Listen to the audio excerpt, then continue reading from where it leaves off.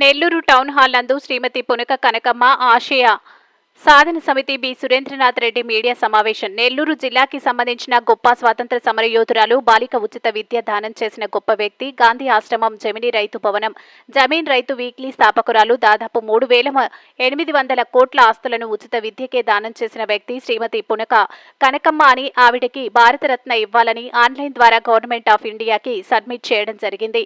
B Surendranath Reddy media ద్వారా తెలిపారు. విలేకరులకు నమస్కారం. నా పేరు బి సురేంద్రనాథ్ రెడ్డి, మాజీ సెనేట్ సభ్యుడు, శ్రీ వెంకటేశ్వర శ్రీ తిరుపతి, మరియు శ్రీమతి పునక కనకమ్మ ఆశయ సాధన సమితి కన్వీనర్, కవికోకిల దువ్వూరు రామరెడ్డి విజ్ఞాన సమితి ట్రస్ట్ సెక్రటరీ. ఈరోజు ముఖ్యంగా మీ ముందుకు వచ్చే కారణం ఏమంటే, మన నెల్లూరు జిల్లాకు సంబంధించిన గొప్ప స్వాతంత్ర సమరయోధురాలు, బాలిక ఉచిత విద్య దానం చేసినటువంటి వ్యక్తి, గాంధీ ఆశ్రమం, పినాకిని సత్యాగ్రహ ఆశ్రమం స్థాపకురాలు, జమీన్ రైతు భవనం, జమీన్ రైతు వీక్లీ స్థాపకురాలు, దాదాపు 2,500 కోట్లు ఆస్తులు ఉచిత విద్యకే దానం చేసినటువంటి మహాతల్లి పునక కనకమ్మ గారికి భారతరత్న ఇవ్వాలని ఆన్లైన్ ద్వారా గవర్నమెంట్ ఆఫ్ ఇండియాకి సబ్మిట్ చేయడం జరిగింది. అది సక్సెస్ఫుల్గా 22 జూలై తేదీన సక్సెస్ఫుల్గా అయింది. తర్వాత మోడీ గారికి సపరేట్ లెటర్ రాస్తూ ఆమెకి భారతరత్న ఇవ్వవలసిందిగా 110 పేజీల డాక్యుమెంట్స్తో సహా వారికి పంపబడింది. సో ఆమెకి ఎందుకు భారతరత్న ఇవ్వాలనే విషయాలపైన అనేక డాక్యుమెంట్లు ఇవ్వడం లేదు.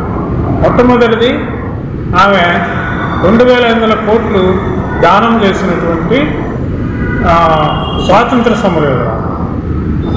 ఆమె రిజిస్టర్ చేసింది 1926-27లోని. సూర్య చంద్రాదులంత వరకు ఈ నా ఆస్తులన్నీ కూడా బాలికల ఉచిత విద్య కొరకే ఉపయోగించాలి, కానీ నా కుటుంబ సభ్యులు కానీ ఎవరు కానీ దీనికి ఎప్పుడు కూడా క్లెయిమ్ చేసేకి అధికారం లేదు అని మొట్టమొదటిగా ఒక సొసైటీ ఏర్పరిచి, శ్రీ కస్తూరిదేవి విద్యాలయ కమిటీ అనే సొసైటీ ఏర్పరిచి దాన్ని నడిపింది 62 దాకా. అనేక కారణాల వల్ల కొత్తగా వచ్చిన సొసైటీ మెంబర్లు దాన్ని అనేక రకాలుగా దుర్వినియోగం చేస్తున్నారు. ఆ విషయాలు మళ్ళీ వివరిస్తాను. అంతేకాకుండా ఈమె 1930లోనే ఆమె అఖండ భారత్ కావాలని బంగారు చేతి దీన్ని మదనపల్లి ఉంటే అనిల్ సింగ్ గారికి పెళ్ళేటి ఆదినారాయణ రెడ్డి అనే ఫ్రీడమ్ ఫైటర్ ద్వారా పంపించింది. అంటే ఇప్పుడున్న ఈ సోకాల్డ్ నాయకులు ఎవరూ కోరకముందే అఖండ భారత్, అంటే బర్మా అప్పుడు విడిపోయింది, ఆ బర్మా విడిపోయిందే ఆమె తట్టుకోలేక. తర్వాత భారత స్వాతంత్రం వచ్చిన తర్వాత మహిళలకి అవార్డు తక్కువ ఇస్తున్నారు. ఇప్పుడు భారతరత్న 53 మంది ఇచ్చారు, స్టార్ట్ చేసిన నుంచి 25 వరకు. దాంట్లో 5 మంది మాత్రమే మహిళలకు ఇచ్చారు. దాంట్లో కూడా దక్షిణాది రాష్ట్రాలకి ఒకరే ఇచ్చారు, అది కూడా ఎంఎస్ సుబ్బలక్ష్మి. రెండోది జ్ఞానపీఠ అవార్డు 59 మందికి ఇస్తే దాంట్లో కూడా మహిళలు 6 మందికే ఇచ్చారు. అక్కడేమో 33% మహిళలకి ఎమ్మెల్యేలు, ఎంపీసీకి రిజర్వ్ చేస్తూ అవార్డు రివార్డులలో మహిళల్ని చాలా తక్కువగా చూపిస్తారు. అనేక ఉద్యమాల్లో కూడా మహిళలు ముందున్నారు. ఉదాహరణకి చిత్తూరపు రామిరెడ్డి భార్య సుదర్శనమ్మ, ఆయన 9 కూతుళ్ళు కూడా జైలుకి వెళ్ళారు. కనకమ్మ నెల్లూరు జిల్లాలో హైయెస్ట్ జైలు జీవితం గడిపిన వ్యక్తి, 2.5 సంవత్సరం.